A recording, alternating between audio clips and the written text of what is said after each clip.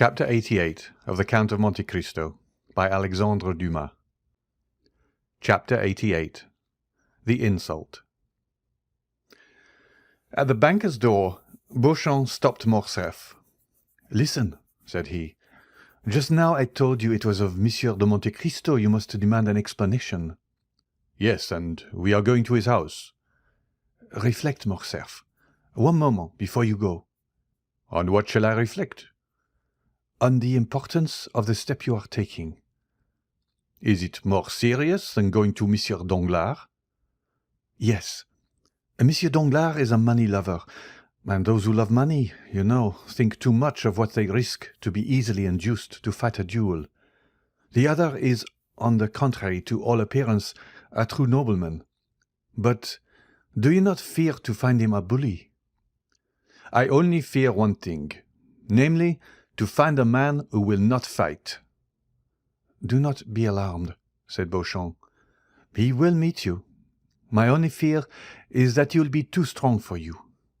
"My friend," said Morcerf with a sweet smile, "that is what I wish. The happiest thing that could occur to me would be to die in my father's stead. That would save us all." "Your mother would die of grief." "My poor mother," said Albert, passing his hand across his eyes. "I know she would, but better so than die of shame." "Are you quite decided, Albert?" "Yes. Let us go." "But do you think we shall find the Count at home?" "He intended returning home some hours after me, and doubtless he is now at home." They ordered the driver to take them to No. 30 Champs-Élysées. Beauchamp wished to go in alone, but Albert observed that as this was an unusual circumstance, he might be allowed to deviate from the usual etiquette in affairs of honour.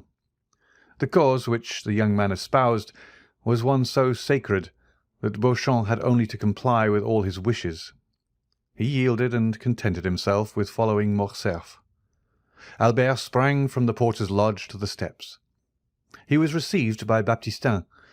The Count had indeed just arrived, but he was in his bath, and had forbidden that anyone should be admitted. "But after his bath?" asked Morcerf. "My master will go to dinner." "And after dinner?" "He will sleep an hour." "Then?" "He is going to the opera." "Are you sure of it?" asked Albert. "Quite, sir. My master has ordered his horses at 8 o'clock precisely." "Very good," replied Albert. "That is all I wish to know." Then, turning towards Beauchamp, "If you have anything to attend to, Beauchamp, do it directly. If you have any appointment for this evening, defer it till tomorrow. I depend on you to accompany me to the opera, and if you can, bring Chateau Renaud with you." Beauchamp availed himself of Albert's permission and left him, promising to call for him at 8:15. On his return home, Albert expressed his wish to Franz Debray and Morel to see them at the opera that evening. Then he went to see his mother, who, since the events of the day before, had refused to see anyone, and had kept her room. He found her in bed, overwhelmed with grief at this public humiliation. The sight of Albert produced the effect which might naturally be expected on Mercédès. She pressed her son's hand and sobbed aloud, but her tears relieved her. Albert stood one moment speechless by the side of his mother's bed. It was evident from his pale face and knit brows that his resolution to revenge himself was growing weaker. "My dear mother," said he, "do you know if Monsieur de Morcerf has any enemy?" Mercédès started. She noticed that the young man did not say, "My father." "My son," she said, "persons in the Count's situation have many secret enemies. Those who are known are not the most dangerous." "I know it, and appeal to your penetration. You are of so superior a mind, nothing escapes you." "Why did you say so?" "Because, for instance, you noticed on the evening of the ball we gave that Monsieur de Monte Cristo would eat nothing in our house." Mercédès raised herself on her feverish arm. "Monsieur de Monte Cristo!" she exclaimed.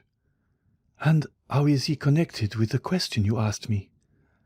"You know, mother, Monsieur de Monte Cristo is almost an Oriental, and it is customary with the Orientals to secure full liberty for revenge by not eating or drinking in the houses of their enemies."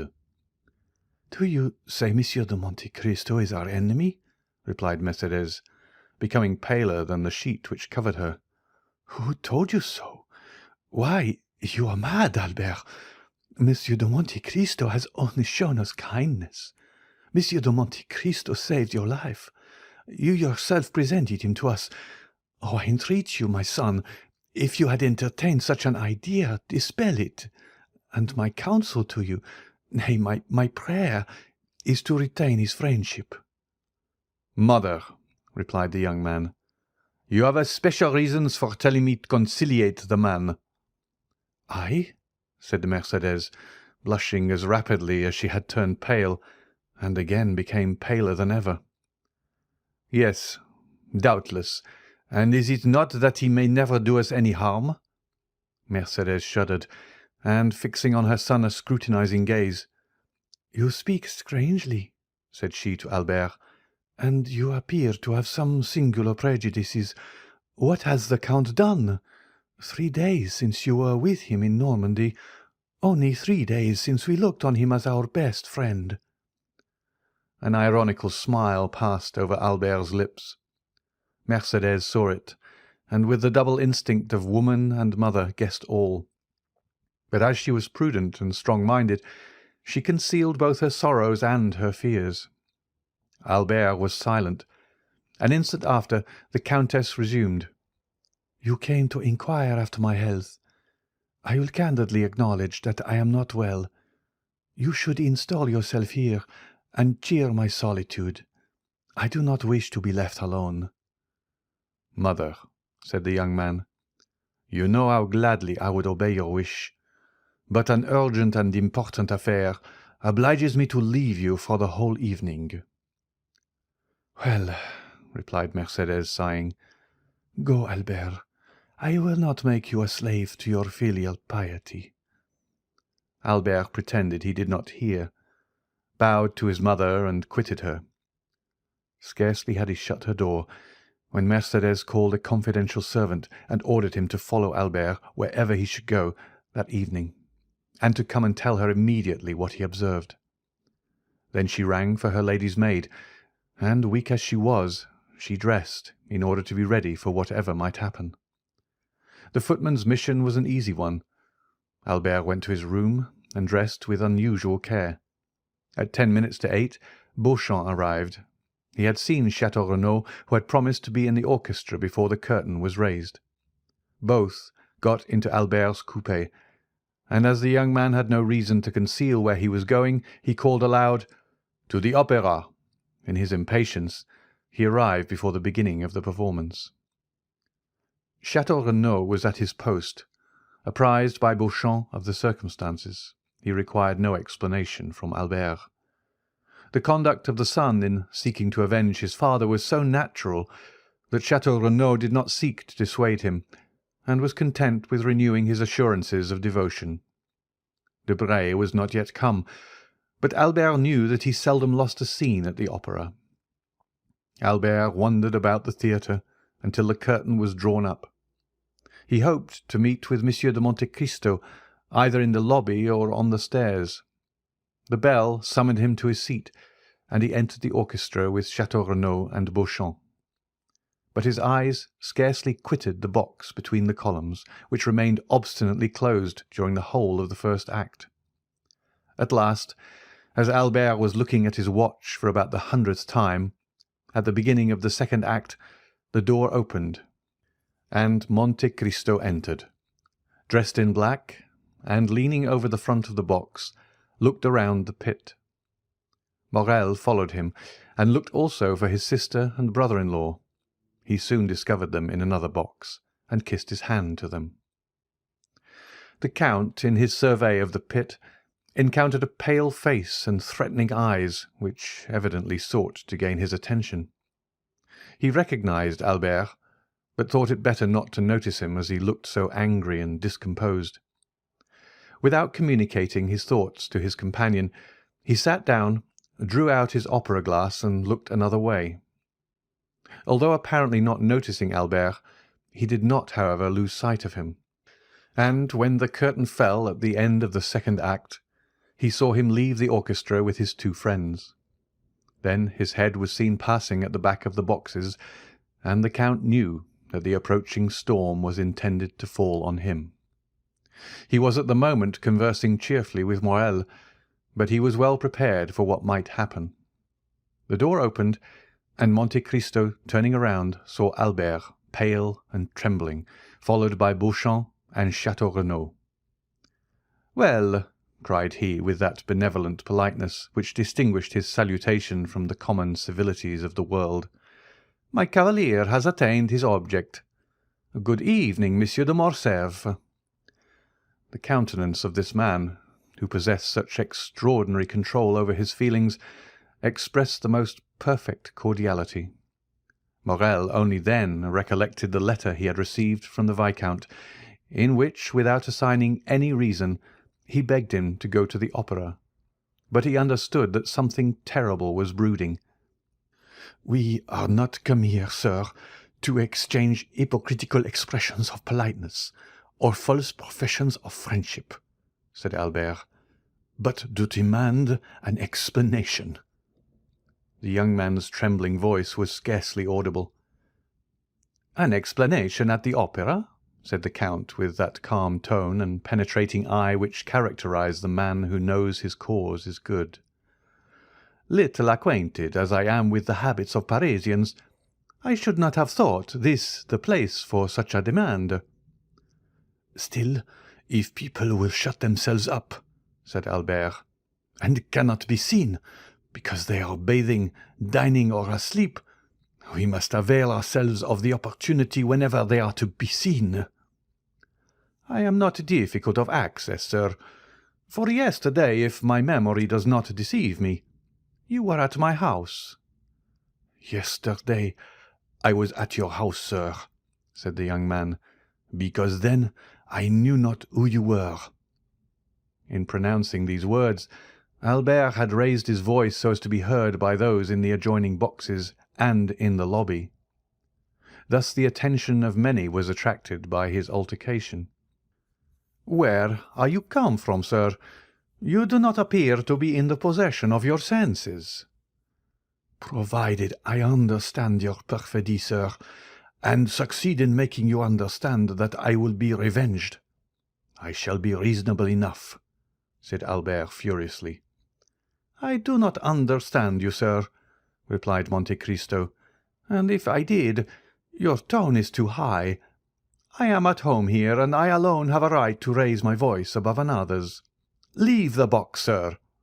Monte Cristo pointed towards the door with the most commanding dignity. "Ah, I shall know how to make you leave your home," replied Albert, clasping in his convulsed grasp the glove which Monte Cristo did not lose sight of. "Well, well," said Monte Cristo quietly, "I see you wish to quarrel with me, but I would give you one piece of advice, which you will do well to keep in mind. It is in poor taste to make a display of a challenge. Display is not becoming to everyone, Monsieur de Morcerf." At this name a murmur of astonishment passed around the group of spectators of this scene. They had talked of no one but Morcerf the whole day. Albert understood the allusion in a moment, and was about to throw his glove at the Count when Morel seized his hand, while Beauchamp and Château Renaud, fearing the scene would surpass the limits of a challenge, held him back. But Monte Cristo, without rising, and leaning forward in his chair, merely stretched out his arm, and, taking the damp, crushed glove from the clinched hand of the young man, "Sir," said he in a solemn tone, "I consider your glove thrown, and will return it to you wrapped around a bullet. Now leave me, or I will summon my servants to throw you out the door." Wild, almost unconscious, and with eyes inflamed, Albert stepped back, and Morrel closed the door. Monte Cristo took up his glass again, as if nothing had happened. His face was like marble, and his heart was like bronze. Morrel whispered, "What have you done to him?" "I? Nothing, at least personally," said Monte Cristo. "But there must be some cause for this strange scene." "The Count of Morcerf's adventure exasperates the young man." "Have you anything to do with it?" "It was through Haydée that the Chamber was informed of his father's treason." "Indeed," said Morrel. "I had been told, but would not credit it, that the Grecian slave I have seen with you here in this very box was the daughter of Ali Pasha." "It is true, nevertheless."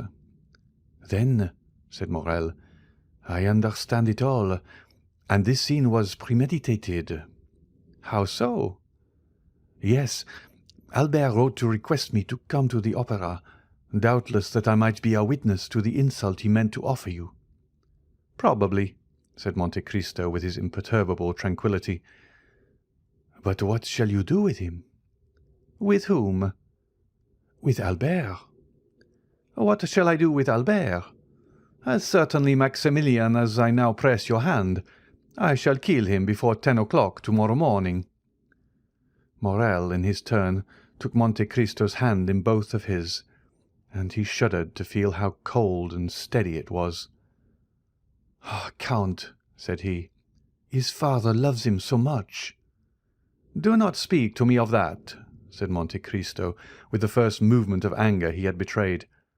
"I will make him suffer." Morrel, amazed, let fall Monte Cristo's hand. "Count, Count!" said he. "Dear Maximilian," interrupted the Count, "listen how adorably Dupré is singing that line: "'O Mathilde, idole de mon âme.' I was the first to discover Dupré at Naples, and the first to applaud him. Bravo! Bravo!" Morrel saw it was useless to say more, and refrained. The curtain, which had risen at the close of the scene with Albert, again fell, and a rap was heard at the door. "Come in," said Monte Cristo with a voice that betrayed not the least emotion, and immediately Beauchamp appeared. "Good evening, Monsieur Beauchamp," said Monte Cristo, as if this was the first time he had seen the journalist that evening. "Be seated." Beauchamp bowed, and sitting down, "Sir," said he, "I just now accompanied Monsieur de Morcerf, as you saw." "And that means," replied Monte Cristo, laughing, "that you had probably just dined together. I am happy to see, Monsieur Beauchamp, that you are more sober than he was." "Sir," said Monsieur Beauchamp, "Albert was wrong, I acknowledge, to betray so much anger, and I come on my own account to apologize for him, and having done so, entirely on my own account, be it understood, I would add that I believe you too gentlemanly to refuse giving him some explanation concerning your connection with Janina. Then I will add 2 words about the young Greek girl." Monte Cristo motioned him to be silent. "Come," said he, laughing, "there are all my hopes about to be destroyed." "How so?" asked Beauchamp. "Doubtless you wish to make me appear a very eccentric character.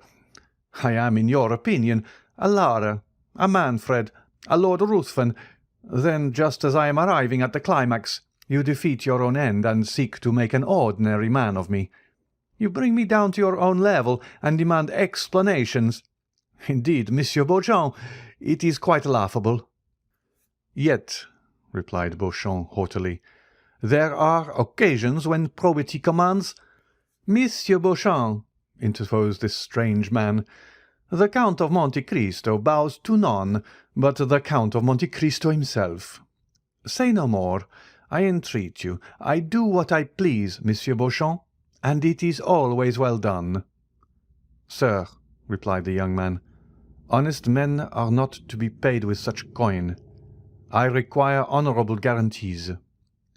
"I am, sir, a living guarantee," replied Monte Cristo, motionless, but with a threatening look. "We have both blood in our veins which we wish to shed. That is our mutual guarantee. Tell the Viscount so, and that tomorrow before 10 o'clock I shall see what colour he is." "Then I have only to make arrangements for the duel," said Beauchamp. "It is quite immaterial to me," said Monte Cristo, "and it was very unnecessary to disturb me at the opera for such a trifle. In France people fight with the sword or pistol, in the colonies with the carbine, in Arabia with the dagger.